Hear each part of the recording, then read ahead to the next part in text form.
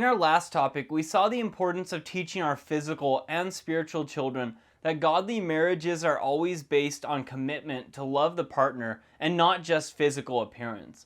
In this topic, we will learn about the death and burial of Abraham. Genesis 25, 1 through 6 says, Abraham again took a wife, and her name was Keturah. And she bore him Zimran, Jokshan, Medan, Midian, Ishbak, and Shua. Jokshan begot Sheba and Dedan. And the sons of Dedan were Ashurim, Letushim, and Lumen. And the sons of Midian were Ephon, Epher, Hanok, Abida, and Eldah. All these were the children of Keturah. And Abraham gave all that he had to Isaac. But Abraham gave gifts to the sons of the concubines which Abraham had, and while he was still living he sent them eastward, away from Isaac his son, to the country of the east. We see that Abraham took another wife. In 1 Chronicles 1:32, we see that she is called a concubine. The first part of that verse says, Now the sons born to Keturah, Abraham's concubine. The rest of that verse and the following verse have the same list of names of sons and grandsons that are found here, in verses 2 through 4.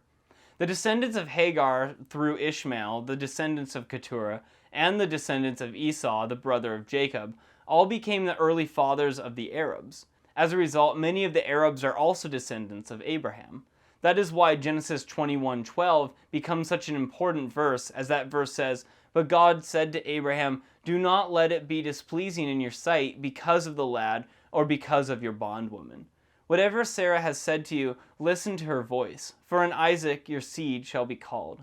Since Hagar and Keturah are both called concubines, they both had a lower status than Sarah. That also meant that their descendants did not have the same status. The servant had earlier told the family of Rebekah in Genesis 24:36, And Sarah, my master's wife, bore a son to my master when she was old, and to him he has given all that he has. We see that Abraham chose to make this fact very clear before his death. That is why verse 6 says, But Abraham gave gifts to the son of the concubines which Abraham had, and while he was still living he sent them eastward away from Isaac his son to the country of the east. By giving gifts to the descendants of Keturah, and by sending them away to the east, they were no longer in the area at that time Abraham died to even try and claim a part of the inheritance. Although there was no conflict between Isaac and the sons of the concubines before their deaths, many of the descendants of the concubines later had conflicts with the descendants of Isaac. In fact, that conflict still continues today. We go on to read in Genesis 25, 7 through 11, This is the sum of the years of Abraham's life, which he lived, 175 years. Then Abraham breathed his last and died in a good old age, an old man and full of years, and was gathered to his people. And his sons Isaac and Ishmael buried him in the cave of Machpelah, which is before Mamre, in the field of Ephron, the son of Zohar the Hittite, the field which Abraham purchased from the sons of Heth. There Abraham was buried, and Sarah his wife. And it came to pass after the death of Abraham that God blessed his son Isaac, and Isaac dwelt at Beer Lahai Roi. Since Abraham was 137 years old when Sarah died, this meant that Abraham lived 38 more years after the death of Sarah. We have a description of both the life and the death of Abraham. His life is described by several thoughts. We see that he died in a good old age. We see that he was considered an old man and full of years by the time that he died. This means that the lives of the people were now much shorter than the lives of those who lived before the flood. His death was also mentioned in a different way because we read that he was gathered to his people. This is an important statement because Christ told the Sadducees in Mark 12:26 through 27, But concerning the dead, that they rise. Have you not read in the book of Moses, in the burning bush passage, how God spoke to him, saying, I am the God of Abraham, the God of Isaac, and the God of Jacob. He is not the God of the dead, but the God of the living. You are therefore greatly mistaken. Physical death for all true believers of God means that they are gathered with those who have gone before. Because 2 Corinthians 5:8 says, We are confident, yes, well pleased rather to be absent from the body and to be present with the Lord. Both Old and New Testament saints are alive and present with the Lord. In contrast, all unbelievers are in Hades in physical torment. Luke 16:22 through 23 says, "So it was that the beggar died, and was carried by the angels to Abraham's bosom. The rich man also died and was buried, and being in torment in Hades, he lifted up his eyes and saw Abraham afar off, and Lazarus in his bosom." Since the sons of Keturah had been sent away before his death, only Isaac and Ishmael were still in that region when Abraham died. We see that they took the body of Abraham and buried it with the body of Sarah in the cave of Machpelah.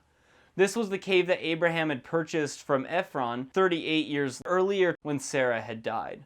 This would later become the burial place of Isaac and Rebekah, as well as Jacob and Leah. That was the only piece of land that Abraham, Isaac, and Jacob owned at the times of their deaths, so that was where they were all buried. We also see that the Lord blessed Isaac after the death of Abraham, just as he had blessed Abraham. We also see that Isaac lived in Beer Lahai Roi. This is the place where Isaac had married Rebekah, as Genesis 24:62 says, "Now Isaac came from the way of Beer Lahai Roi, for he dwelt in the south." The following verses tell us that he was meditating out in the field in that area as the servant arrived with Rebekah. Since it was Isaac and Ishmael that buried Abraham, the following verses give us a summary of the family of Ishmael. Genesis 25:12 through 18 say, "Now this is the genealogy of Ishmael, Abraham's son, whom Hagar the Egyptian, Sarah's maidservant, bore to Abraham. And these were the names of the sons of Ishmael, by their names, according to their generations. The firstborn of Ishmael, Nebaioth, then Kedar, Adbeel, Mibsath, Mishma, Duma, Massa, Hadar, Tema, Jeter, Naphish, and Kedema. These were the sons of Ishmael, and these were their names, by their towns and their settlements, 12 princes according to their nations. These were the years of the life of Ishmael, 137 years, and he breathed his last and died, and was gathered to his people. They dwelt from Havilah as far as Shur, which is east of Egypt, as you go toward Assyria. He died in the presence of all his brethren." In this summary of the family of Ishmael, we see that God kept his promise to Hagar. Genesis 16:9 through 11 says, "The angel of the Lord said to her, 'Return to your mistress, and submit yourself under her hand.' Then the angel of the Lord said to her, 'I will multiply your descendants exceedingly, so that they shall not be counted for multitude.' And the angel of the Lord said to her, 'Behold, you are with child, and you shall bear a son. You shall call his name Ishmael, because the Lord has heard your affliction.'" The Lord also made a similar promise about Ishmael to Abraham when he said in Genesis 17:20 through 21, "And as for Ishmael, I have heard you. Behold, I have blessed him, and I will make him fruitful, and will multiply him exceedingly. He shall beget 12 princes, and I will make him a great nation. But my covenant I will establish with Isaac, whom Sarah shall bear to you at this set time next year." We see that God fulfilled both of these promises. In this summary, we see the names of the 12 sons of Ishmael. We also see that these towns and settlements were named after each of these sons of Ishmael. These towns and their settlements were scattered across a wide area to the south and east of the land of Canaan. These settlements developed into various tribes that intermarried and eventually became a part of the people from which the Arabs descended. The original towns and their settlements were located in the areas on what is today the Sinai Peninsula, the Arabian Peninsula, and then north as far as Assyria, which would be in the present country of northern Iraq. Those settlements on the eastern side would also be the area where the descendants of Keturah went. As a result, through the years there was also intermarriage with them, so they too are a part of the people from which the Arabs descended. Moses wrote the book of Genesis through Deuteronomy during the time that Israel was traveling through the wilderness. As a result, Israel was going to meet some of the descendants of Ishmael and of Keturah. That is why it was important for them to have knowledge of the fact that these groups of people were also descendants of Abraham. It was also important for Israel to realize and understand the promises that had been made to those descendants. Then we are told about the time when Ishmael died. We see that Ishmael was 137 years old, so he did not live as long as Abraham had lived. We see that when Ishmael died, he died in the presence of all of his brethren or relatives. This would point out the fact that they did not scatter to the various areas where they built their towns and settlements until after the death of Ishmael. This summarizes the other descendants of Abraham so that we can know a little about his entire family. It also helps us to understand why it was so important for the statement to be included in 21:12 that says, "In Isaac your seed shall be called."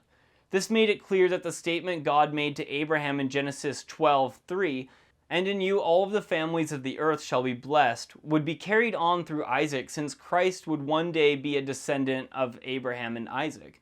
We want to help our physical and spiritual children learn to explain the importance of the promises made to various men in the Old Testament about the fact that the one who would bring blessing to all of the families of the earth would be fulfilled in Christ. May the Lord richly bless you as you help your children learn to explain these things.